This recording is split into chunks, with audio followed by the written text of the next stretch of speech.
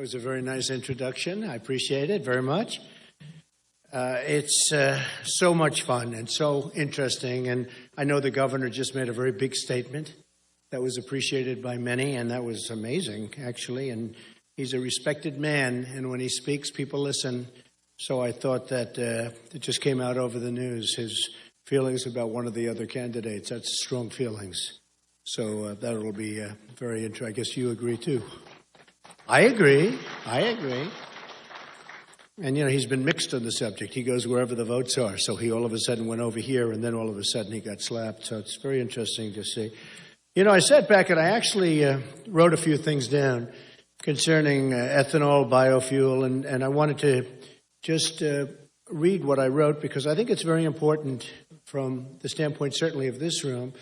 This is a little bit different. I'm going in a little while to do an introduction of a person who's so highly regarded and a tremendous person where we're getting an endorsement, and that'll be exciting. So it's been an exciting, and I just left the John Wayne Museum where we endorsed by the family and the daughter, who's such an amazing woman.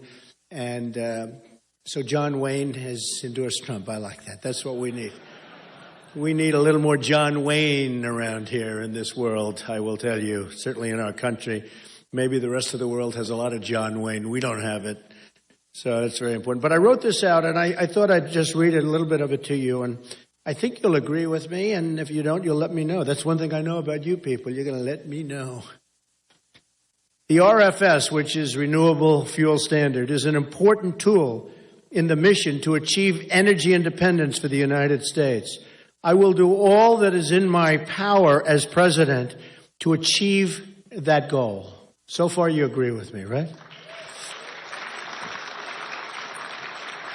As president, I will encourage Congress to be cautious in attempting to charge and change any part of the RFS. I mean, we have to do that. Any part of the RFS. Energy independence is a requirement of America's to become great again. My theme is Make America Great Again. It's an important part of it. The EPA should ensure that biofuel RVOs or blend levels match the statutory level set by Congress under the RFS. The RFS and the associated RVOs, which is very important, or blend levels, past the current 2022 cutoff, must be part of a comprehensive energy program that benefits all Americans and ensures, again, that we are energy independent.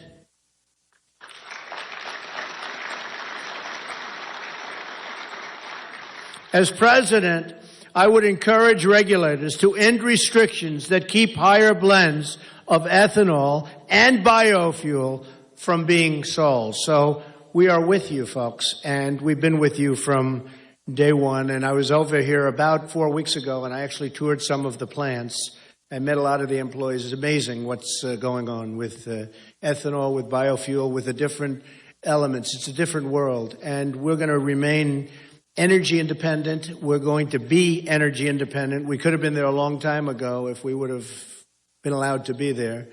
But it's very important, and you do a fantastic service. I know not everybody's there, but I am there with you 100%. So that's the story, and congratulations.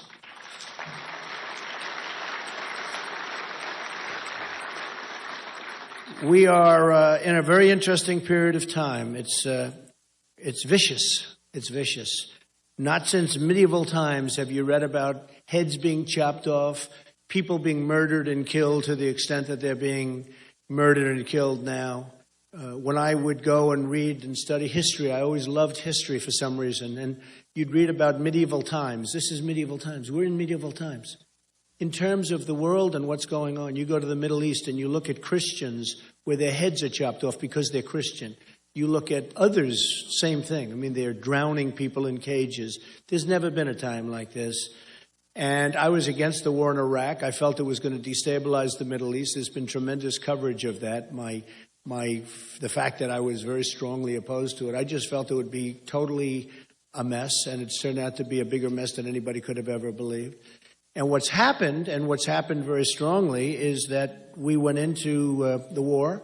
We totally decapitated one of the two powers in terms of military might. And I said the other one will take over, and that's exactly what's happened. Iran is taking over Iraq. The Iran deal is one of the worst deals I've ever seen negotiated ever of any kind, whether it's countries or whether it's deals or whether it's just a simple contract.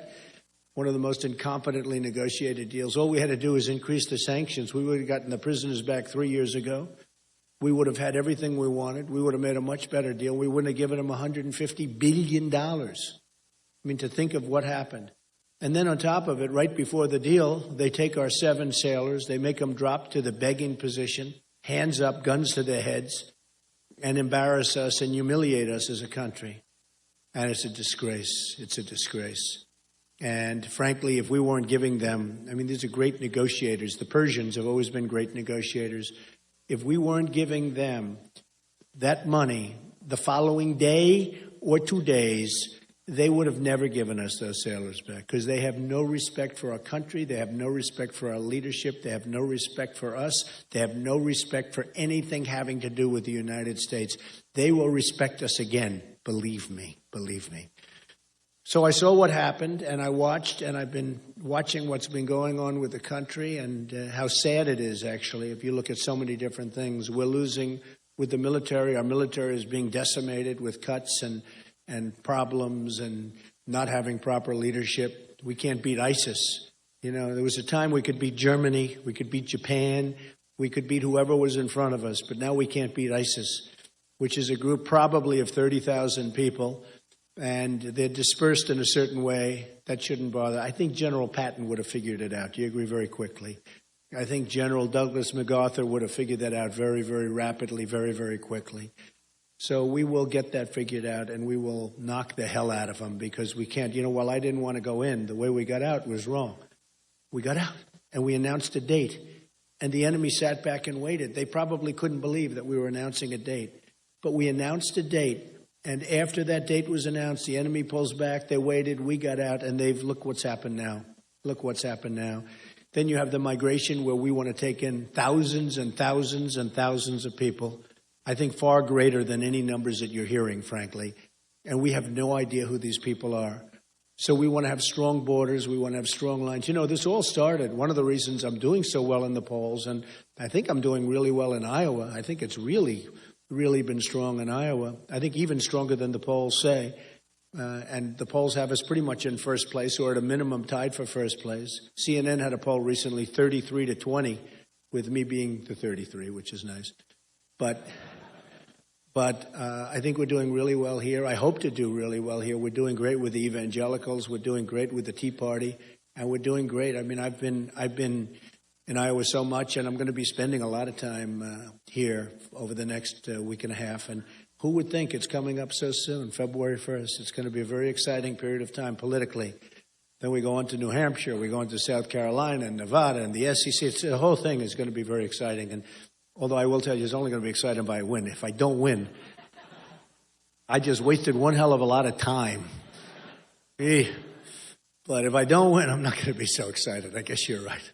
I'll be the opposite of excited. But one of the things I'm doing is, and I think it's a big advantage in terms of people and popularity, I'm self-funding my campaign. I'm not asking all of you biofuel people and you ethanol people. I'm not saying, please, can I have money? Can I have money? I don't want anything. I do what's right. So when I want to go with ethanol, I can go with ethanol. It's a big difference.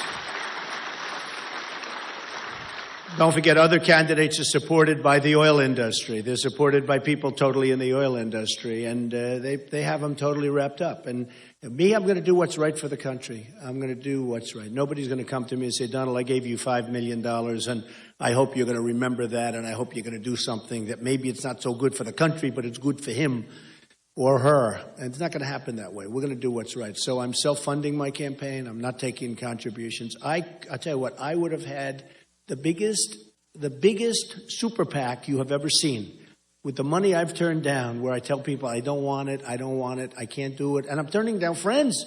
I wouldn't even do anything for them. I'm going to do what's right anyway. I was actually with a group in Iowa about 2 months ago, big group, probably 4,000 people.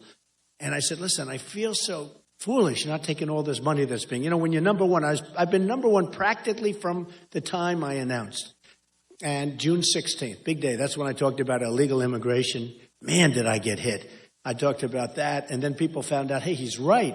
And we've been right about a lot of things. We've been right about a lot of things. We've been right about the military. We've been right about terminating Obamacare and coming up with a much better solution at a lot less expense for the people. But we've been right. And I will tell you that from the time I announced, it has been a fabulous experience. And when I was talking to these 4,000 people, and they were great people, I said, look, let me take the money. I did a poll much more accurately than those guys can do polls. I mean, I did the greatest poll, 4,000 people from Iowa. I said, let me take the money. I feel so foolish not taking it. It's millions of dollars, millions. I would have made Jeb Bush's to 125 million. Can you imagine? He spent 125. He's got 125. He spent like 70 or 78 or 80. And he's like doing terribly. I'm in first place. I haven't spent anything practically. Now I'm going to spend. 2 reasons. Number 1, I feel guilty. Number 2, I don't want to take a chance. Does that make sense? So I said to this group, 4,000 people, I said, so everybody, ready? Can I take the money? I promise it won't have any influence. They all stood up and they booed. Don't do it. Don't do it. No, no, because they're smart. Because they're smart. And then I said, who in the room says it's okay for me to take the money? And there was one person in the very back of the room, actually looked like a very sleazy character, stood up and said, you could take. So I was amazed, actually. And you know, my people told me that would make. I've actually had some people that if you're rich, that you can do that, that would be an amazing thing because it would be a big advantage. I never knew it was going to be that big of an advantage, but a lot of people respect the fact that I'm self-funding my campaign because they know I'm going to do what's right. I often tell the story of Ford moving into Mexico. And they won't do that. I mean, there's so many people representing Ford that some politician that relies on money coming in, Nabisco moving into Mexico, their big plant from Chicago. There's so many people representing companies like Nabisco and Ford that, believe me, they have a tremendous power over the politicians. You're like puppets, just like puppets. So I'm going to do it a way that hasn't been done before, maybe, or maybe certainly hasn't. I mean, on either side, everybody is taking money from all these different groups, whether it's the oil people or whether it's any people that you talk about, the retailers. Every group is well covered. And every one of these people is not going to necessarily do the right thing for the people, for the country, for the United States. They're going to do the right thing for the company they represent or the company they own a piece of or own in its entirety. So you're going to get a really fair shake from me, and you know, I just tell you very strongly that's the way it is. One of the things we're going to do, I know the greatest business people in the world. They come from New York. Carl Icahn is backing me 100%, endorsing me. He's already endorsed me, but many of the other business people, they want to. Nobody knows who they are. That's one of the problems. I mean, it's like, oh, I want to endorse you. I say, nobody knows who you are, but I know who they are. They're killers. But this is what we want negotiating for us. We want these great negotiators, these great people negotiate. We're losing 400 and, I mean, so ridiculous. It's actually much more. It's actually now, I believe, hit over $500 billion in a trade deficit with China. $500 billion. We can't lose that money. We're losing tremendous amounts of money with Japan. We're losing tremendous amounts with Mexico, where we're going to create a very strong border, and we are going to build a wall. And by the way, Mexico is going to pay for the wall, just in case you had any questions. And the reason they're going to pay for the wall is very simple. They make a fortune. They make so much money, Mexico, on trade deficits with us. They make so much money, the wall is peanuts. The politicians come up to me and they say, you can't build a wall, can you? Of course you can. The Great Wall of China was built 2,000 years ago, 13,000 miles. Here we need 1,000 miles because we have natural barriers. We need 1,000 miles, which is nothing. It's nothing. And the cost is nothing compared to what we're losing. People are pouring through. And I want people to come into the country, but I want them to come in legally. They have to come into the country legally. So I know this is a very specific group, and I don't want to keep you very long, and we're going to have some interesting things to say today at another meeting. But this was an important meeting, and I wanted to let you know how I feel. And I've been that way for a long time, and your representatives have been great, because when I was here 4 weeks ago, I mean, they took me into plants. I said, enough already. Okay, you've convinced me. I don't want to see any more plants. I don't need to see any more. Believe me.